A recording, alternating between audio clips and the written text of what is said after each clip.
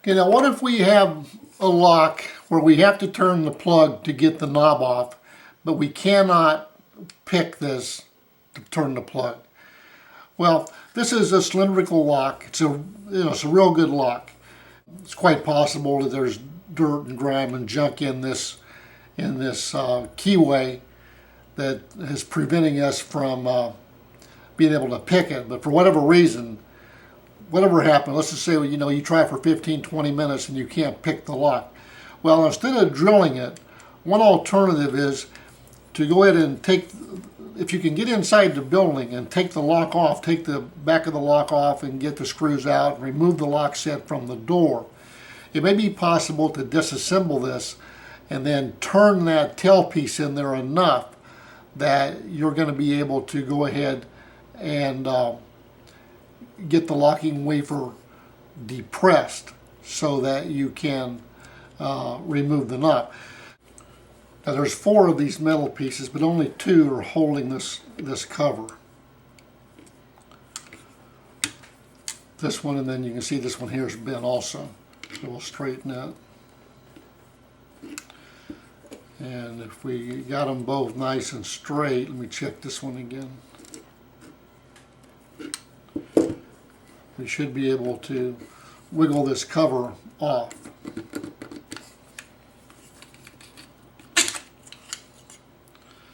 Now you notice on here that this says Morix Hardware 110 series, and so that identifies as to who put the lock out. And there's going to be some springs inside these locks, so you want to be careful.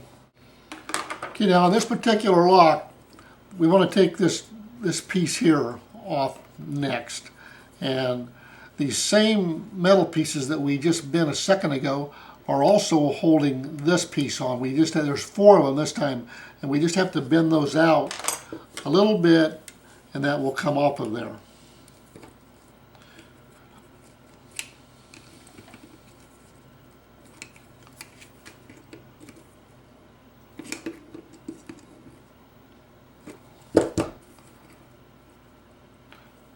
Now there's going to be springs in here again, so you want to be careful as you take this out.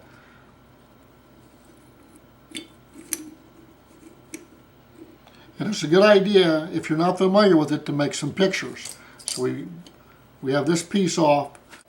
Notice these little washers right here. We don't want to forget where those are at.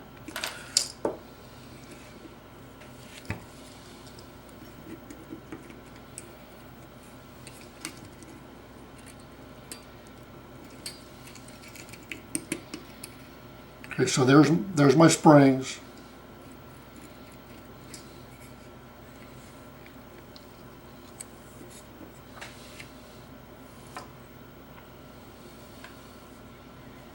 Just like so. Okay, now this is a picture of looking down. This is the knob set and what is left. We're looking down in there. You'll notice that there's a couple of pieces here that do move around. And the next step is to get that out of there. This piece here just lifts out. It's going to be hard to see, but down in there we can actually see the retaining pin. It's right, I want to move this stick out of the way, but right there where I'm pointing, you can see the retaining pin just to the right side of that tailpiece. And what I try to do is I try to take this is just a broken off pick that I have, but you can use any kind of wire, but if you have a pick that's been damaged or whatever, you can take and you can use that. So I go down in there with my pick and I try to push that down. You can feel it go down.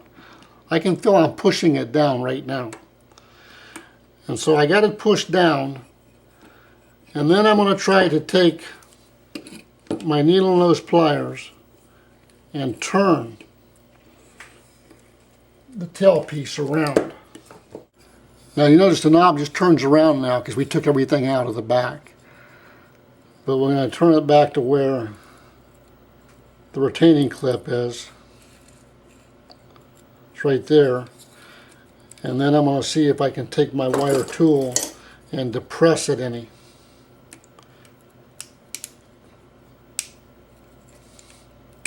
There it is. So it's off. And you can see that,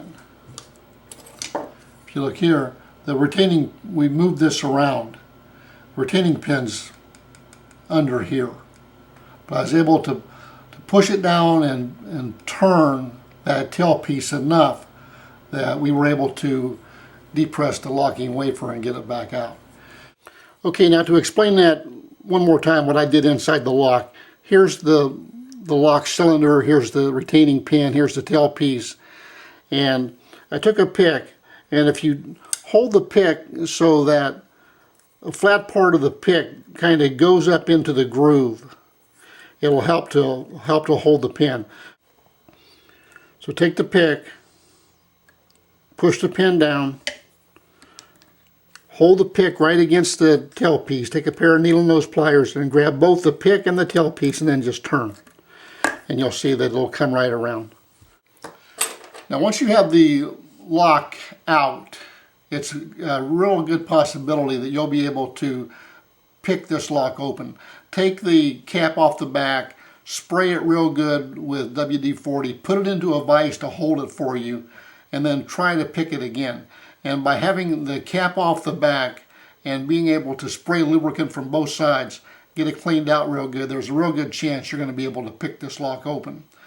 The other alternative is to shim the lock. And I'm going to show that in the next course, course number 4.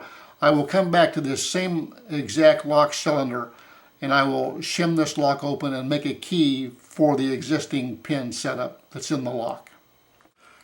Okay, I'm going to put this back together, but I'm going to do it as quick as I can because we don't have too much time left on the video. But this here I'm going to just refer to as the lock housing or the lock chassis. This is a sleeve. You can see that it moves in and out a little bit. It won't come all the way out because of the retaining wafer that's holding it right now. But there's some things you can kind of look for if you forget how it came apart.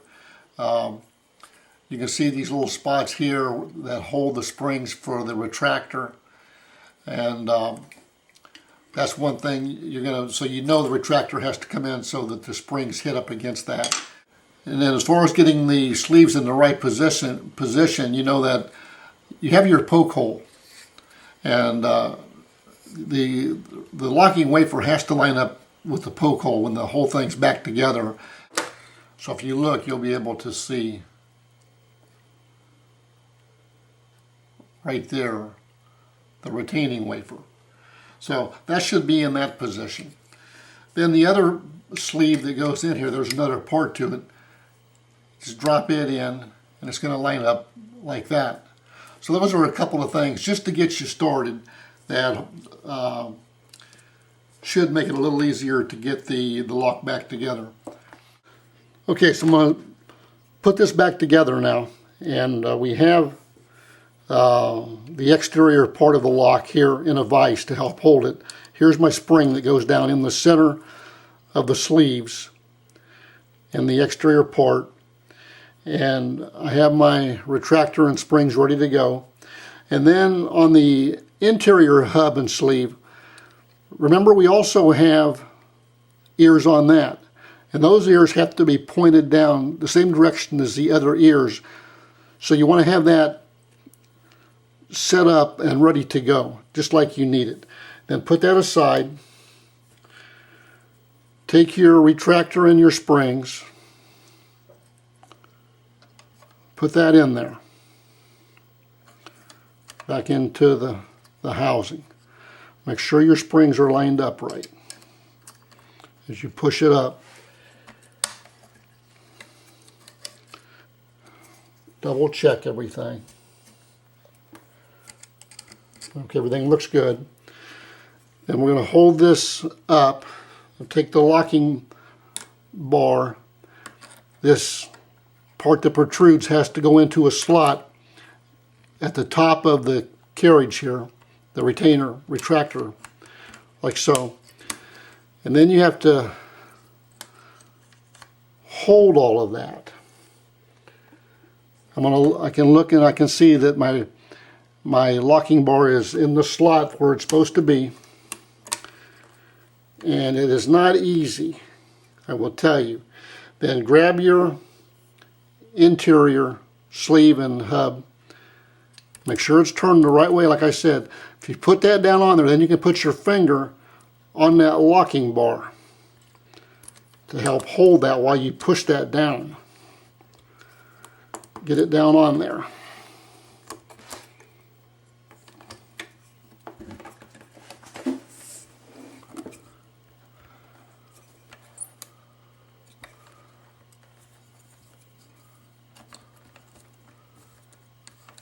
Okay, this side is down here.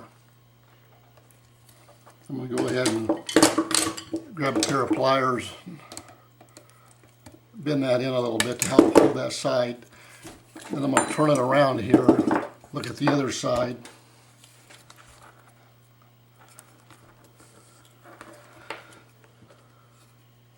This side is not quite down. I think my ears turned a little bit there.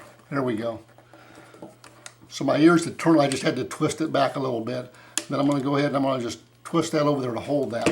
So that's back on there. And it's not real difficult to do that once you've done a few. But the first one you do, you might find frustrating. Now once you have your tabs lined up back so they're nice and straight, take your case, the cover for the case, put it on. Now this will go on two different ways, so make sure that you're actually over the part you want to be over, this retractor part. And slide that down over that.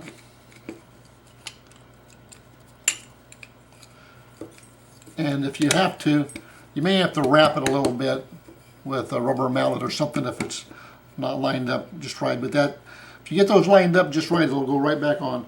Then take and bend a couple of them to hold it on there, because you don't want it to come back apart. Now I have a key for it. I went ahead and I made the key, but that process of shimming the lock and cutting the key using the space and depth keys, I cover that in the next course, course number 4. But you can see I have my key made, and again we'll show that in the next course. But just put the plug back in.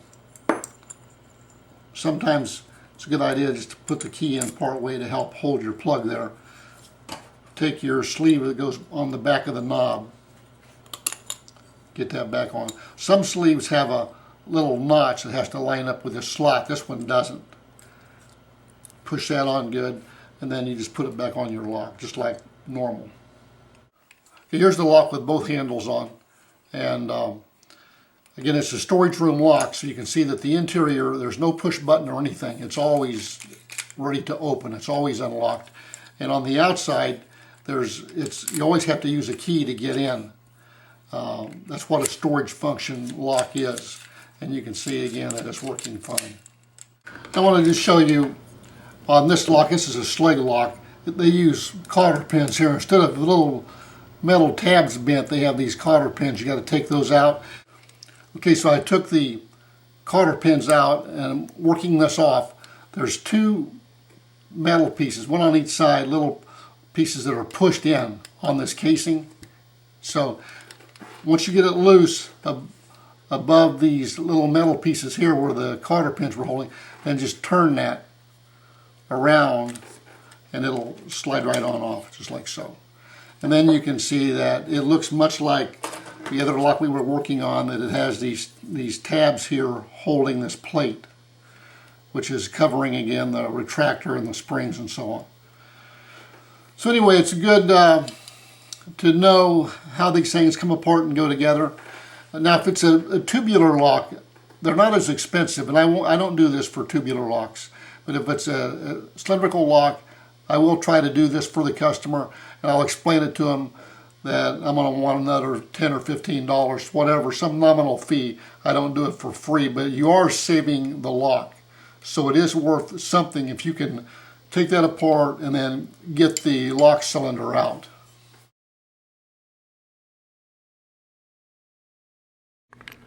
For rekey purposes, key and knob locks can be divided into three basic categories, determined by how the process begins. I'd like you to think about each of the locks that we've studied and think about which of these three groups the locks belong in. How did the rekey process begin? Do we have to remove the lock from the door? Did it start by we had to turn the key, depress a locking wafer, and remove the exterior knob? Or could we simply have the lock in the unlocked position and then turn the knob, depress the locking wafer, and remove the exterior knob? For practice, one of the best things you can do is collect old locks, take them apart, and rekey them. Try to find the most popular models and the most popular brands to work on first. However, if you do find a lock that is unusual or rare, it would still be worth having in your collection. Go to the manufacturer's websites to find installation instructions, rekey instructions, and exploded lock diagrams. Build a library with as much information as possible. Practice taking locks and lock cylinders apart. Make a note if there is more than one method to tear down and rebuild the cylinder. Practice looking for and removing master pins. The more locks that you are knowledgeable of, the more confidence you will have in being able to complete the job in a professional and timely manner. That completes the basic skills portion of this course. Following is a bonus section on the history of locks, Part 3. In the history of locks, Part 3, we're going to look at 5 different locks that led to the development of the modern-day pen tumbler lock. The Egyptian lock, the Brom lock of 1798, the Stansbury lock of 1805, the Yale Senior lock of 1844, and the Yale Junior lock of 1865. The development of the modern pen tumbler lock started thousands of years ago with a lock that is referred to as the Egyptian lock. It was called that primarily because it was so popular in Egypt.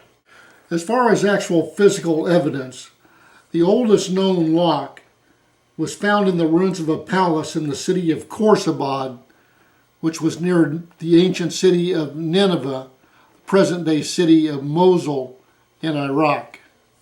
The lock consisted of a wood crossbeam, a vertical beam with tumblers, and a large wooden key with which the correct corresponding tumblers or pegs to make the lock work. From its widespread use in Egypt, it is referenced to as the Egyptian lock. Okay, here we can see a working drawing of the lock like we're talking about that's called the Egyptian lock. It had wooden pegs or tumblers that would drop down into holes in this crossbeam here. And then there was a large wooden key that had pegs on it that would align with the holes and then also push the tumblers to the correct height to create a shear line so the bar could be pulled back. And here you can see a hole in the door and a person with their hand reaching through the hole to unlock the lock. These types of locks have been found in Japan, Norway, and the Faroe Islands. These locks are still in use today in Egypt, India, and Zanzibar. The second lock we need to look at was invented by an Englishman, Joseph Brom, who patented a barrel-shaped lock in 1798. The Brom lock used a key which consisted of a small metal tube with slots in the end. When the key was pushed into the lock, it depressed a number of sliders, each to the depth controlled by the slots in the key. Only when all of the sliders were pushed to exactly the right distance could the key be turned and the bolt thrown. And what happened was there's slots in these sliders that would line up with slots in this wheel that surrounded this centerpiece. Also note the spring here that would keep the sliders pushed up in the locked position until the key depressed them. Here you can see a picture of an actual Brom lock that had the post in the center that the key would come down over, and then a slot to position the key in the right position and also to help turn the lock. And here you can see the sleeves that would be pushed down as the key pressed down upon the center of the lock. Here you can see the end of an actual Brom key. The lock is significant for three reasons. It used a rotating center, it used a precision cut round key to push the tumblers to a shear line, and the way the spring was used to hold the tumblers in the locked position. The next lock we need to look at was invented by an American physician, Abraham O. Stansbury, who designed a lock using a rotating core concept from Joseph Brom and also used the Egyptian pin tumbler design. He received an English patent in 1805 and a U.S. patent in 1807. It was the first lock patented in the United States. This is the rotating center piece here. Notice this larger hub-like structure behind. That section, which is behind, it had these flat springs. And the flat springs had pins that would push up through holes. The pins would come all the way through and grab this part that rotated, so it could not rotate until the pins were pushed in. The key was designed to go over a post and had these protruding pins that would line up with the holes and be just the right distance or right length to push the pins into a shear line. If they pushed in too far, it would again relock the piece that turns here, so they actually were double-acting pins or double-acting tumblers. Here is the larger hub, and inside the hub you can see these flat springs.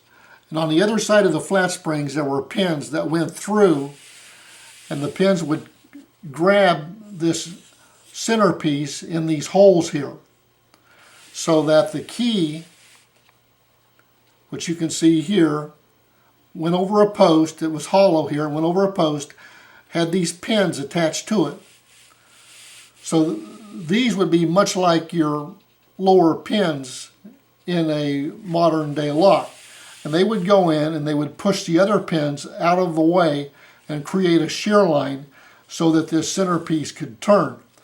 Although the lock was never manufactured for sale, its design included a rotating center, pin tumblers, segmented pins, and double-acting pins. Linus Yale Sr. lived from 1797 to 1857. In 1844, Linus Yale Sr. of Middletown, Connecticut, patented a lock called the quadruplex bank lock. The lock included concepts used in all three of the locks we just discussed. This is a drawing from the Linus Yale Sr. patent of 1844, which shows his concept, and he has the segmented pin stack.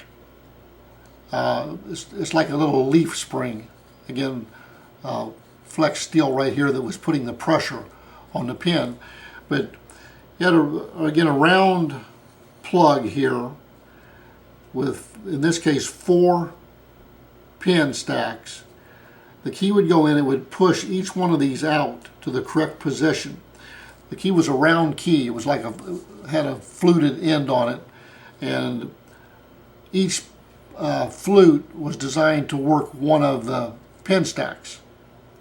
So the shear line would be created right around the outside of this plug. Between this would be the plug, and this would be like your shell up here. And then again with the spring on top of that, the 4 springs here going around that.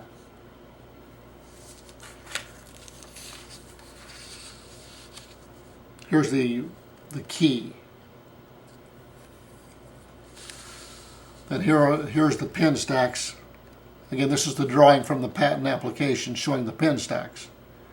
And of course it doesn't show the spring up here, but the spring would be putting pressure down on that. Looking down on the center of the core, you can see in this drawing the end of the lower pins sticking out, and as the fluted key went in, it would push all 4 of these pins out just the right distance so that to create the shear line around the plug. So that was a significant improvement, a very large advancement in moving us toward the modern day lock.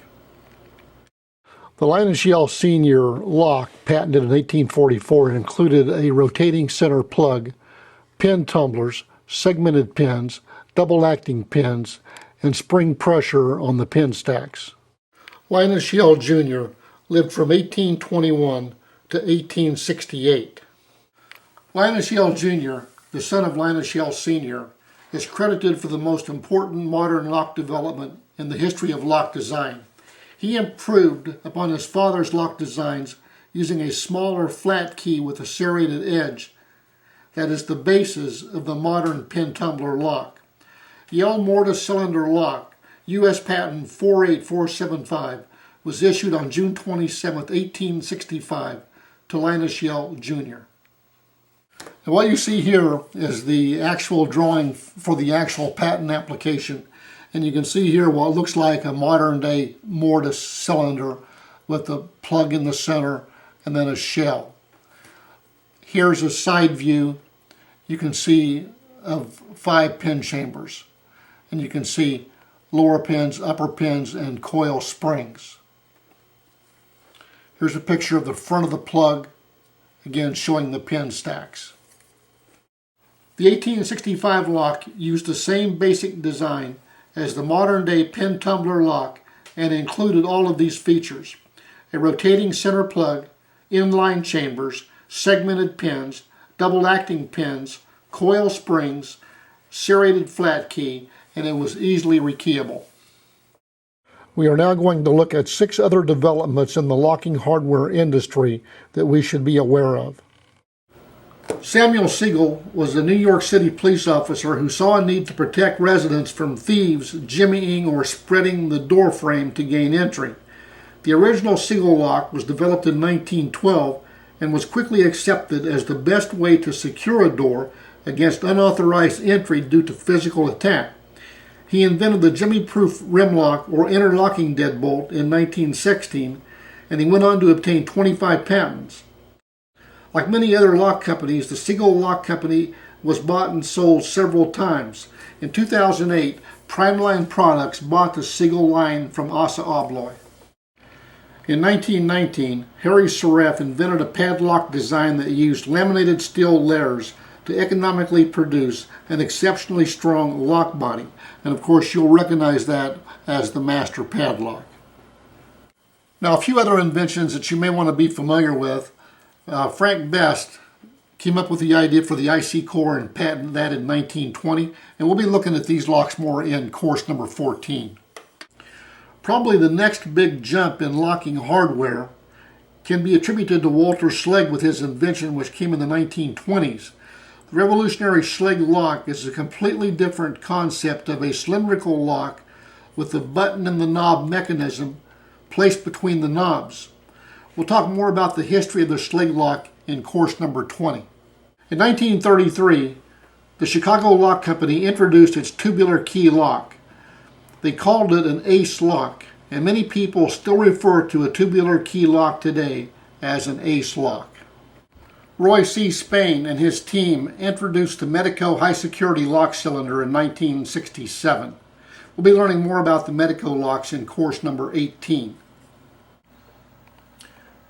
That concludes this course. We want to thank you for buying this course, and we hope you found it informative. Please take just a moment to like the video and also subscribe to our channel. Thanks for watching.